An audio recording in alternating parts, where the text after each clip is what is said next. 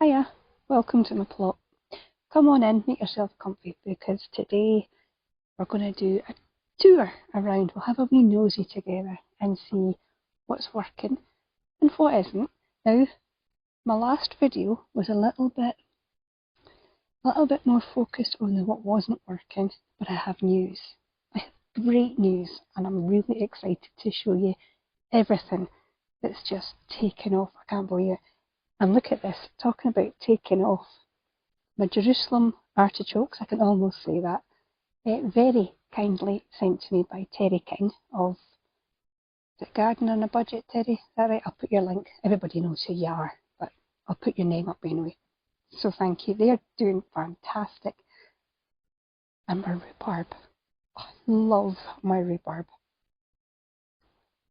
Use it for many, many things. Not just the rhubarb crumble, makes a fantastic cordial, and of course wine. Some of you will know I make my own wine and I use a lot of things from the allotment to do it. Some of it would surprise you what you can make wine with. That's a story for another day. This, we've just had lots and lots of rain. Rhubarb loves the rain, as you can see. So do these. So I thought that was a great place to start with a fantastic success. Plant rhubarb once and it will look after you year after year after year.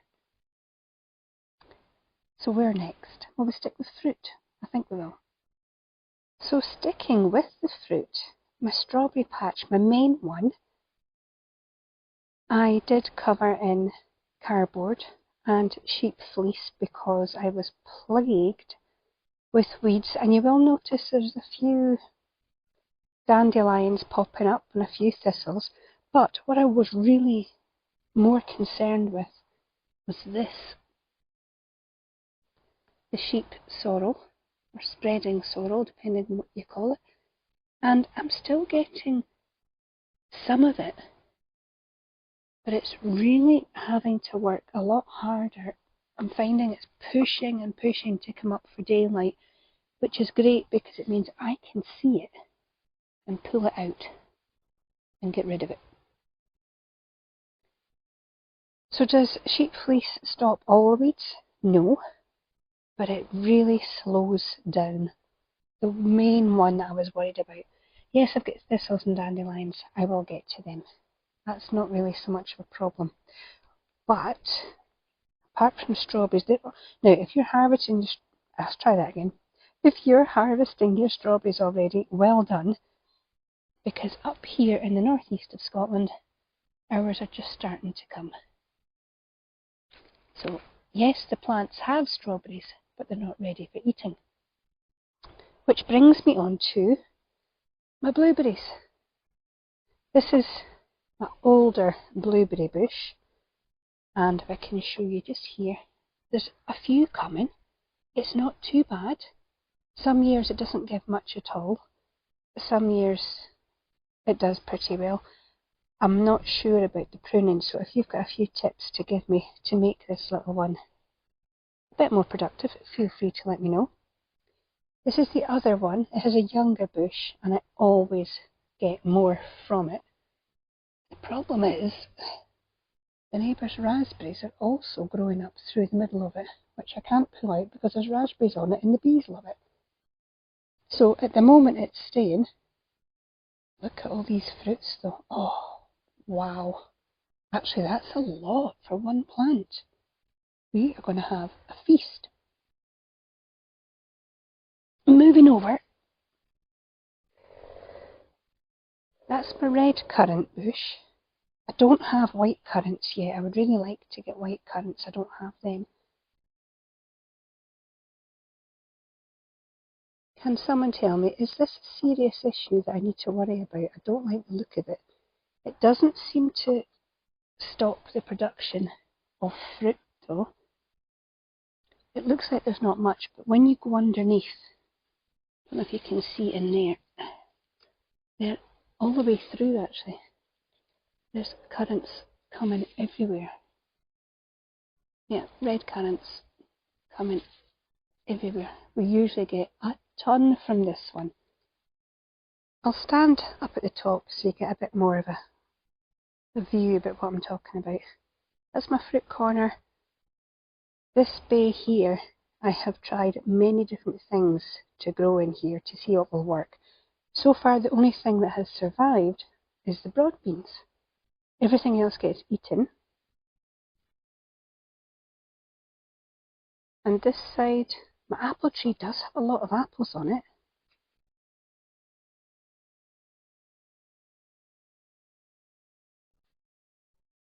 Put you up here so you can see there are apples coming. I'm waiting for the June drop to happen. And we'll see how many we actually get. Moving on from there, herb corner. Oh, now, this big one, I may have made a mistake here. Oh, remind me, what's that called? Oh, crikey, I can't even remember the name of it. It's supposed to be used to keep fleas away. They say don't grow it next to anything else because it will stunt their growth. I don't think that's true. But whatever it is, it's growing like mad. And that brings me on to this patch where I threw in many onions and garlic. They're not huge, they were thrown in quite late in the season. But it does bring me on to one of the interplanting things that I've done. Now the garlics here, I mean, they're about ready to come out, aren't they? In fact, some of them are disappearing. Look at that. So I need to get in and get them out. So what I've done, while they were still growing, I've been putting in my beetroot, interplanting that, because that's going to be there for a lot longer. Remembering, of course, to put in plants that will flower for me. So I've got sunflowers there, nasturtiums, cosmos, and my beautiful chamomile, which, yes, my favourite way of saying that is chamomile. I can almost say it.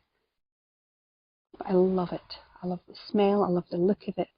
Only thing I don't like is how it spreads, but we'll deal with that.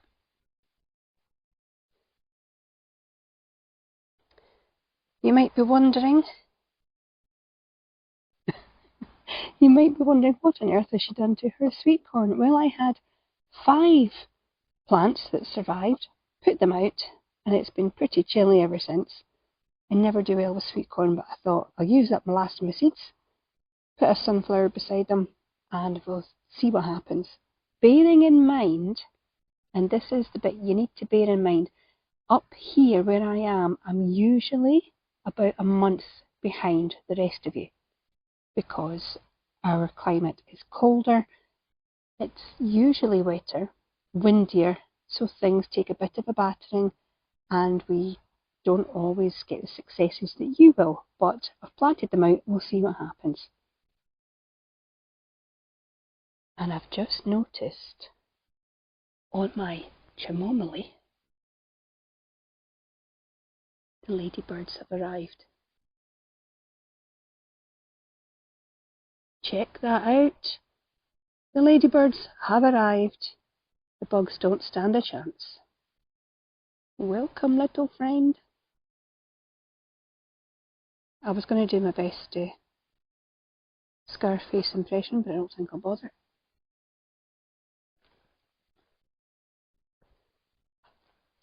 There's another one. Oh, focus, please. That's so cool. Right, I'm going to come back to the peas and beans area, which had me a little bit disheartened last time, I won't lie. But I brought up my seeds, so any gaps today I'm going to attack. What, with all this rain, my peas are really starting to climb again. I know some of you have already harvested. I see you munching your pods. It won't be long before I can do that too. If you learn nothing else up in this neck of the woods, it's patience in the garden. Especially when I'm watching other people's videos and I just know I'll get there. See, nothing but positivity this week, folks. So, yes, I've got this little gap. I brought my seeds. I'm going to fill that all up. I'm also going to add a few extra canes for support across here. I even remembered my string this week. And I've got some little plants there. We'll see if they survive. We'll see. Beans, well, I showed you them last time. I brought more seeds so I can fill the gaps. You might be wondering actually why, as you see areas in my plot, I'm leaving potatoes where they are, because I'm at the stage where I'm thinking, if you want to give me a crop of something, I'm not going to say no. Now that's the Sensational Squash I put at the end of this row of beans, and I did put up this black netting for it to scramble up eventually. A little bit of heat, it's coming, it's just round the corner, and you will see that thing take off. Again, some more potatoes there, that's fantastic, not a problem. Broad beans are really starting to come on now. Again, we've had so much rain this week that I've realised something, and that is, do you remember, if you saw my last video, there was practically nothing showing here, and I was a bit panicked and I thought, where are all my potatoes? And it's a little weedy, it's not drastic, but they are starting to show now, and I realised why. And let me show you. Get some weeds out while I'm here. Right, no dig gardening.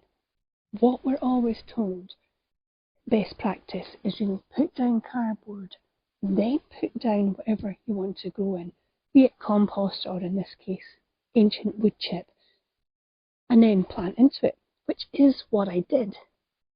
But what I forgot, my big mistake, and I realised that this week, is that this cardboard dries out very quickly.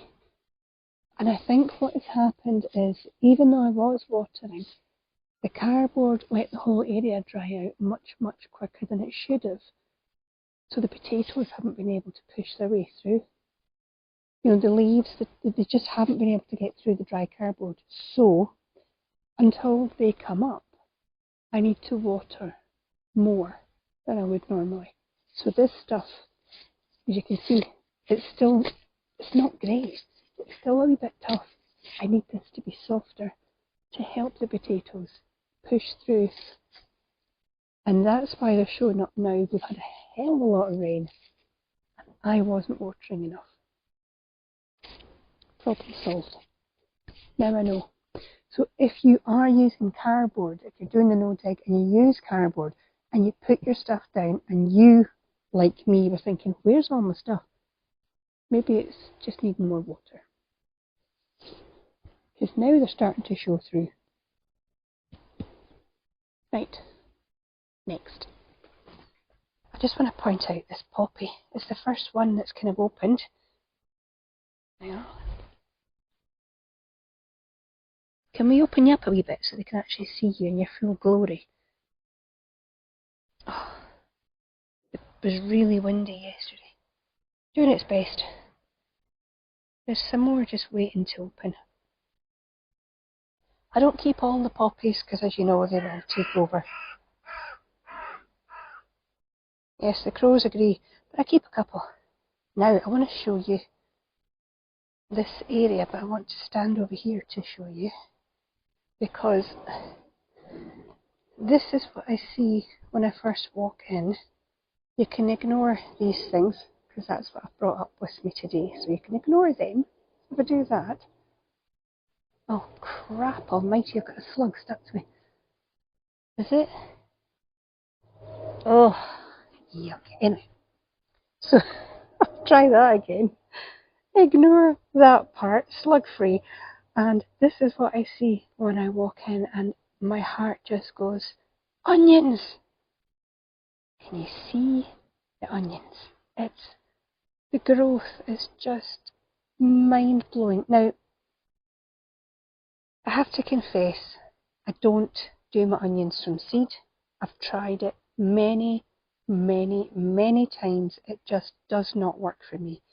These were all bulbs that I bought online. The company was having a sale. I bought loads, stuck them all in. And what I did for this patch, because I had so many, it was a bit of an experiment. So instead of doing it just in straight rows, I've done it diagonal, that way. I've seen a lot of channels doing that. I saw actually a very big channel talk about doing that. So I thought, well, I'll give that a go. And that seems to have worked very well, I hope. And even if they don't get huge, an onion's an onion, you know. I love onions. So much so that I've put them in here. This is my carrot bed, and I can't tell you what, I'll lift this up and stick you in.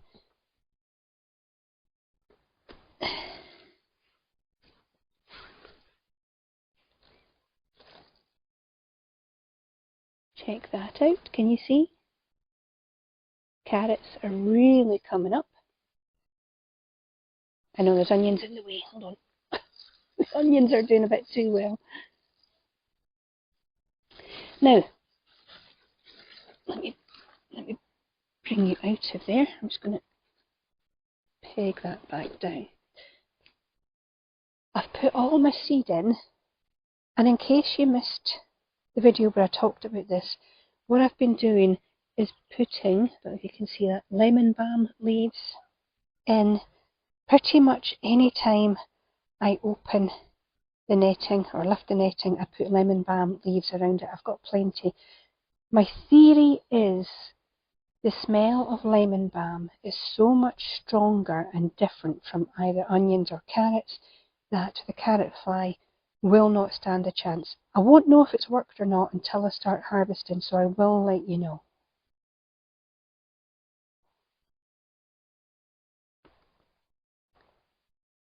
But I've also put onions around my parsnip bed. Now, I had a good old moan last time that there's not enough parsnips showing up. I have thrown all my parsnip seed in. I'll give that a while to see if it's done anything. But the onions in this bed, they seem to be doing okay. They do seem to be doing okay. I was a little concerned though, and I'll show you why.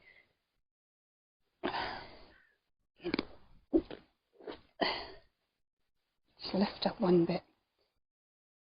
Let's try to find a good example. Here. Yeah, I was going to show you this. I think that's the netting, maybe just breaking it, but I've had a few like this, if that will focus for me. And I was wondering, was it allium leaf miner? And I'm trying to look for the examples that I was looking at the day I was up here. It's either the netting breaking them or possibly leek moth. I really can't see the ones. I don't know what, maybe I was just panicking last time. Please let me know if you think that these, see the ones that are folding over like that, is that netting damage, do you think? Or is it the leek moth, onion moth, whatever you call it? Yes, when I see it like this, I'm wondering if it is just netting that's pulling them over and snapping them. If that's the case, I'm actually quite pleased, because it means I don't have bugs destroying them. They're growing, they are growing. Which brings me on to something I'm very happy about. It's on the last day for this tour. Come with me.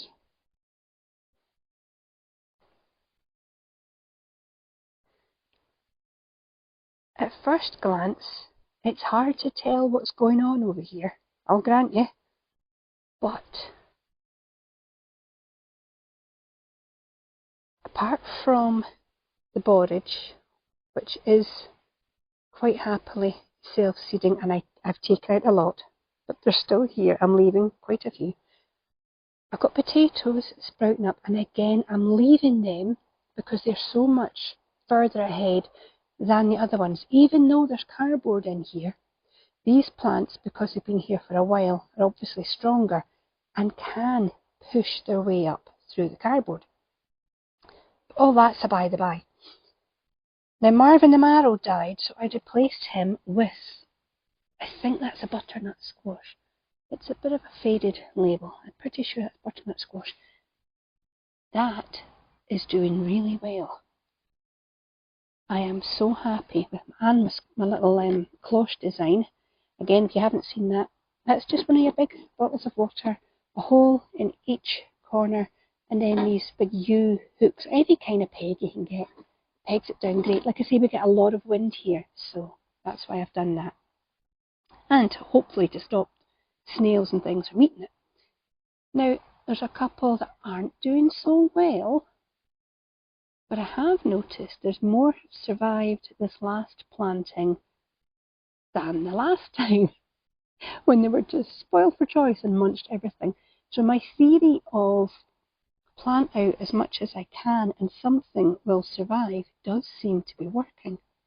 Like I say, it's going to be slow growth just now because we are still a bit chilly, and that's the weather we're blessed with at the moment.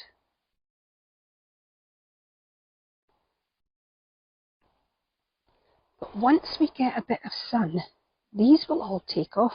I have to say, you'll hear the crunch. Hang on. It's not quite so crunchy actually because we've had so much rain. Look, my seaweed isn't crunching. Not much. That's incredible.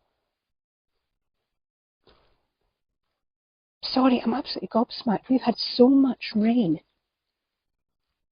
I mean, it's still dried, but much more pliable than it was. That would be breaking up in my hand. It was so dry. That tells you how much rain we've actually had. Wow. Okay, so what was I going to show you? Yes, the trombone chino is going to take a walk, and unfortunately, it seems to be going that way towards the fence when I wanted it to come this way. Isn't that always the way? I wonder, can you actually convince them to go elsewhere? They like to climb up. You know, if you put a frame up, they will climb, which is what I've tried in the other area, but they will also sprawl along the ground. So I'm quite happy to let that one sprawl. Turk's turban is still there and upright. That's a bonus. I've got a real mix here, and a lot of them I don't know what they are, because as much as I try and keep everything labelled, there's little label goblins come at night, I'm convinced, and take things away. Whatever that is doing exceptionally well. I'm delighted. Now behind it, hope to get it right, love, the turnips I put out last time, they were multi-sown in cells, and I didn't expect much because the ones at home have all gone to flower. But this is a much more shaded area, and the weather has been pretty crap since I put them out. So with all the rain, the snails and slugs have come and had a right good munch. So maybe that's why they've left the squash alone. Oh, okay.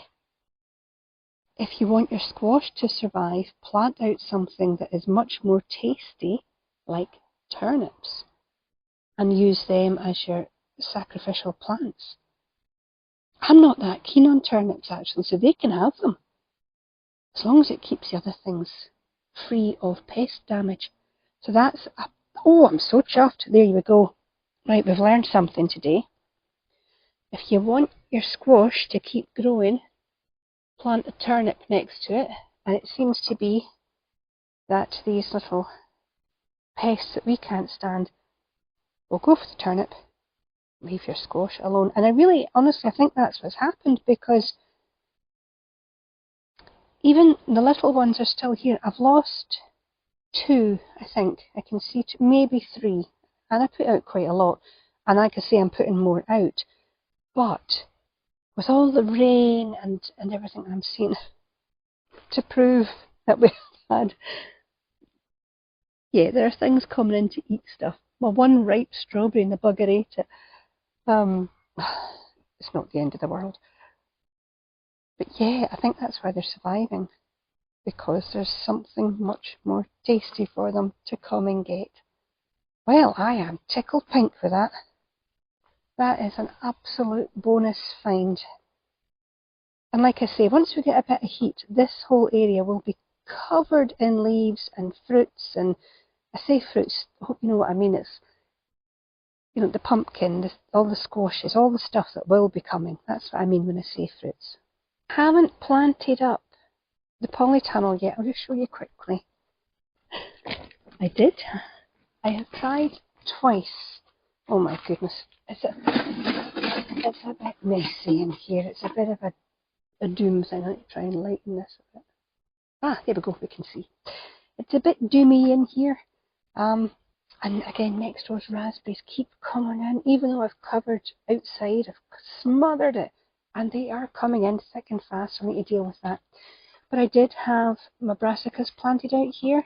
And of course, they all got eaten. So I cannot have brassicas in here. There's the tail of one. Good grief, that was greyhound cabbage. So you see, I cannot grow brassicas. Oh, actually, these boxes are for when I tidy out the shed, which I need a dry day for. I have got the remnants of a cabbage there. Ah, my elephant garlic. I take it that needs to come out. I've never grown elephant garlic before, but I've got this coming at the top. I'm going to take that off because I want all the energy going into the bulb, not seed production. It's the only one that's been doing that. So I take it these will need to come out. They're looking that, well, especially these ones at the back here. They're looking like they've had enough, aren't they? Let's see what it's like since you're here. Let me just see if I can get down here. I don't always do very well with my garlic. Oh no! Oh no! Oh no! Oh! Oh, it's a disaster. That is an absolute Piggin disaster. So all of this will need to come out. And it needs a bit of a tidy. I'll maybe do that during the week. Might not get to that today. And yes, I'm still very, very chuffed with my hoop storage, my cane storage, my DIY manure bin, which also has cane storage at the side. Yes, I'm still very chuffed with that, and I will show that every opportunity I get. Oh, by the way, I did put 2 squash in my big compost bin, temporary compost bin. Hold on till I lighten this a bit. Can you see that? Is that better? I hope. So it keeps going very dark. And this one is not going to make it. Can you see there's something eating it in there? I don't know if that's going to show up. Yeah. So I'll get one out of there. I might replace that one. So there you have it. That is the plot tour for June 2026. And I know I was a bit doom and gloom in the last video. I hope this has made up for it. Things are starting to pick up. And a lot of it, I think it was just lack of water. I genuinely think I've let things dry out. Surprising. But this week took care of that because it's been pouring down a lot. In fact, I'm surprised it stayed dry long enough for me to get the tour done with you. If you have stayed this far, thank you very much for your company. If you haven't subscribed, please do that. I'd love to have you on this journey. There's a lot more to be done. I don't want you to miss out. But until the next one, whatever that is, you take care of yourself.